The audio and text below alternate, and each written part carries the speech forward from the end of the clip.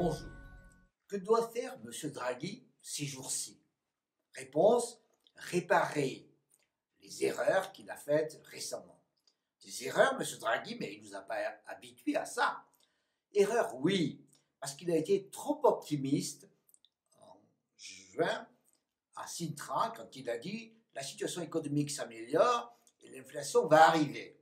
C'était bien, c'était sympa, mais les marchés financiers ont compris que les taux d'intérêt allaient monter et que la Banque centrale européenne allait devoir acheter moins de bons du trésor et donc que la situation dans laquelle il vivait allait brutalement disparaître. Et dans la journée, les taux d'intérêt à long terme ont monté.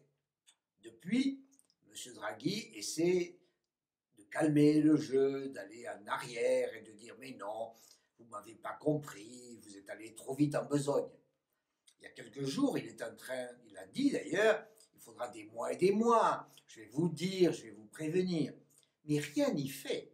Les marchés financiers ont été pris par surprise, ils ont corrigé, et même si aujourd'hui ils se calment, ils ne reviennent pas du tout à la situation antérieure. Il y a donc aujourd'hui un effet de surprise, un effet de colère, de crise, comme on voudra, un effet Sintra, qui n'arrive pas à se résorber. Et donc on demande à M. Draghi de calmer avec ses amis, avec ses adjoints, en disant mais non.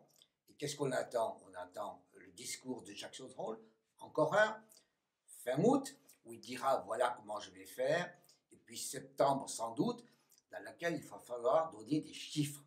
Les marchés financiers ont été pris par surprise. Aujourd'hui, ils veulent des données, ils veulent des chiffres pour être sûr de ce qui va se passer. M. Draghi doit réparer.